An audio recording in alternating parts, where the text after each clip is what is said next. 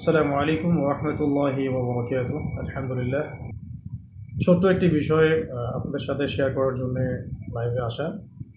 যদিও বা এই মুহূর্তে লাইভে আসার কোনো প্রিপারেশন বা ইচ্ছা আমার ছিল না।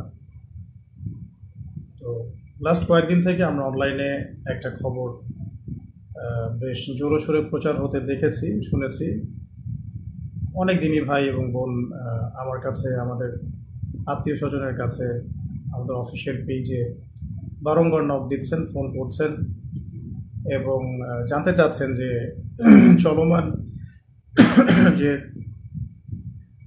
সরকার বিরোধী আন্দোলন, চলমান যে রেভলিউশন, সরকার বিরোধী আন্দোলন, ছাত্র জনতার বিজয়, এই এই পারপাসে আপনাকে গ্রেফতার করা হয়েছিল কিনা বা অ্যারেস্ট করা হয়েছিল কিনা, বা অনেকে বলছেন যে আপনি নিখোঁজ, আপনাকে পাওয়া যাচ্ছে না। কেউ বা বলছেন যে আবু তো আদনান ভাইকে কি গুম করা হয়েছে কিনা ইত্যাদি। তো এই বিষয়টা নিয়ে অনলাইনে আমরা ব্যাক টু ব্যাক দুটা বিবৃতি দিয়েছিলাম। তারপরেও যখন বিষয়টা থামছে না, সে কারণে আমি বাধ্য হয়েই লাইভে আসতে হলো। কারণ বুঝতে পারছিলাম যে আমি সরাসরি না বললে আপনাদের বিশ্বাস হচ্ছে না যে আসল সত্যটা কী। তো খুব সংক্ষিপ্ত করে শেষ করে দেই। দর্শগুলো, দার্স তাদরিস এবং যে ইসলাহি মজলিসগুলো ছিল সেগুলো তো অ্যাটেন্ড করছি না। এতে করে হয়তো আমাদের মুহিব্বিন ভাই বোন যারা, তারা ভাবতে এটা আবু তো আদনান ভাইকে কোনোভাবে হ্যারাস করা হয়েছে কিনা।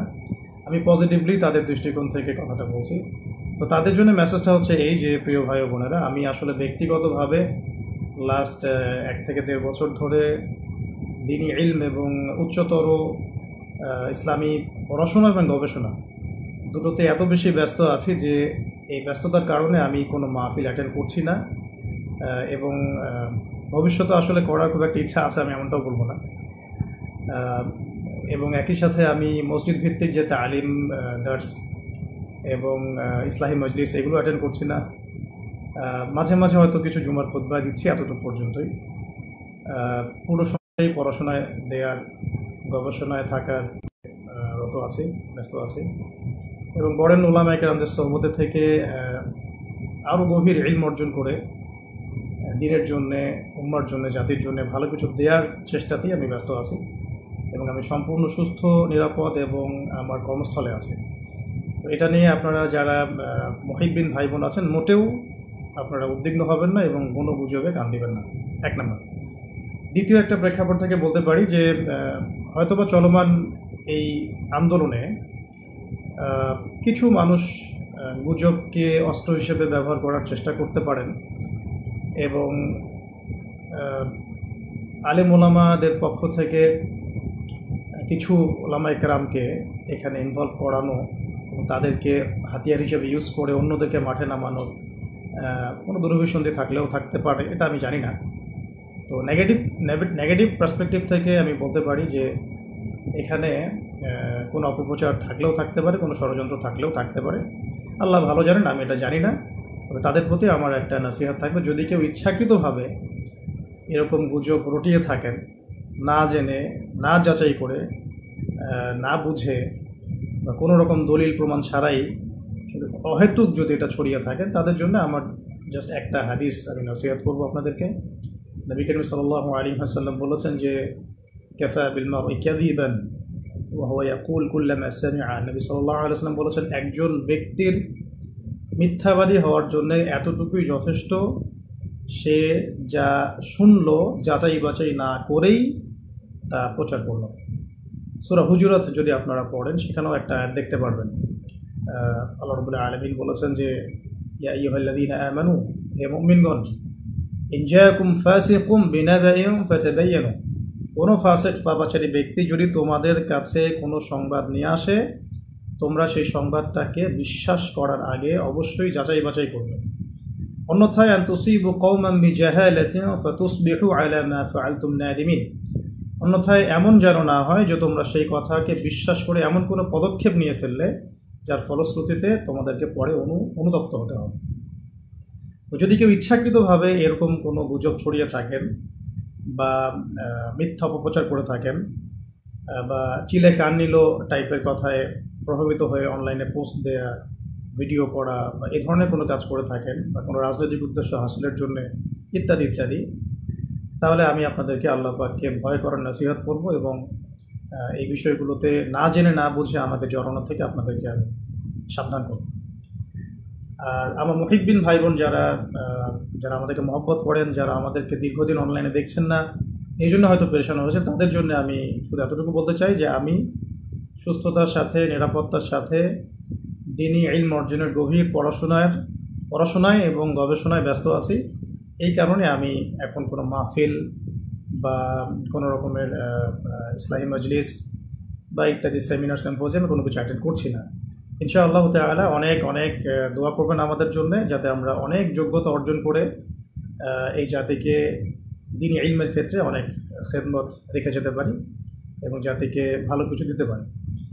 তো এতটুকুই বলার ছিল, আর বাকি যে বিষয়গুলো সেগুলো ইনশাআল্লাহ তাআলা অন্য কোনো সেশনে আপনাদের সাথে কথা হবে।